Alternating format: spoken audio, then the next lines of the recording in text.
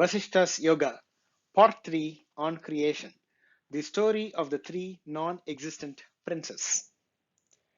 Vasishta continued, to illustrate that the mind in a state of ignorance imagines bondage and that bondage and liberation do not exist in the eyes of enlightened, there is an interesting story. Kindly listen to it. A young boy asked his nanny to tell him a story, and the nanny told him the following story, to which the boy listened with great attention. Once upon a time, in a city which did not exist, there were three princes who were brave and happy. Of them, two were unborn, and the third was not even conceived. Unfortunately, all their relatives died. The princes left their native city to go elsewhere.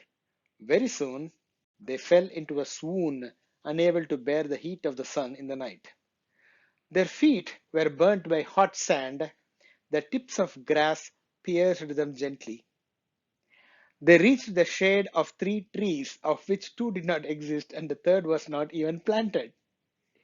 After resting there for some time and eating the fruits of those trees, they proceeded further. They reached the banks of three rivers. Of them, two were dry, and in the third there was no water. The princes had a refreshing bath and quenched their thirst in them. They then reached a huge city which was about to be built. Entering it, they found three palaces of exceeding beauty. Of them, two had not been built at all, and the third had no walls.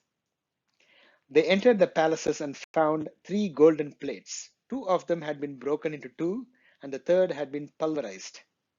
They took hold of the one which had been pulverized. They took 99 minus 100 grams of rice and cooked it. They then invited three holy men to be their guests. Of them, two had no body, and the third one had no mouth. After these holy men had eaten the food, the three princes partook of the rest of the food cooked. They were greatly pleased. Thus they lived in that city for a long, long time in peace and joy. My child, this is an extremely beautiful legend. Please remember this always, and you will grow up into a learned man. Oh, Rama, when the little boy heard this, he was thrilled. What is known as the creation of the world is no more real than this story of the young boy. The world is nothing but pure hallucination. It is nothing more than an idea. In the infinite consciousness, the idea of the creation arose, and that is all that is there to it. O Rama, this world is nothing more than an idea. All the objects of consciousness in this world are just an idea. Reject that error like a dirt of ideation and be free of ideas, and remain rooted in truth, attain peace. Vasishta continued, only a fool, not a wise man, is deluded by his own ideas. It is a fool who thinks that the imperishable is perishable and gets deluded. Egotism is but an idea based on false association of the self with the physical elements. When one alone exists in all this as the infinite consciousness, how has what is called egotism arisen? In fact, this egotism does not exist any more than the mirage exists in the desert. Therefore, abandon your imperfect vision, which is not based on fact. Rest in the perfect vision, which is of the nature of bliss and which is based on truth. Inquire into the nature of truth. Abandon falsehood. You are ever free. Why do you call yourself bound and then grieve? The self is infinite. Why, how, and by whom is it bound? There is no division in the self, for the absolute Brahman is all this. What then is called bondage and what is liberation? It is only in a state of ignorance that you think you experience pain, though you are untouched by pain. These things do not exist in the self. Let the body fall or rise or let it go on to another universe. I am not confined to the body. Then how am I affected by all this? The relation between the body and the self is like the relation between cloud and wind, like the relation between lotus and the bee.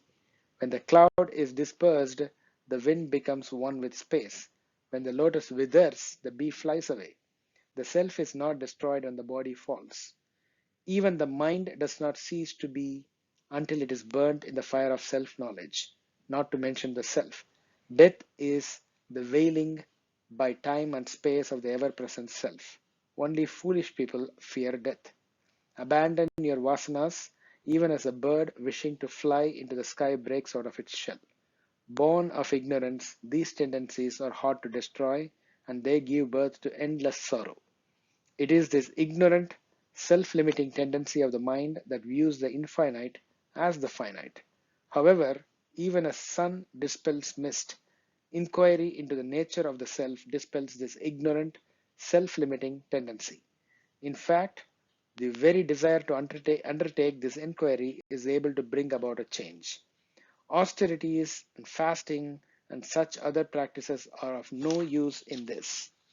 When the mind is purified of its past by the arising of wisdom, it abandons its previous tendencies. The mind seeks the self only in order to dissolve itself in the self. This indeed is in the very nature of the mind. This is the supreme goal. Rama, strive for this. At this stage, another day came to a close. The end of the story of the three non-existent princes.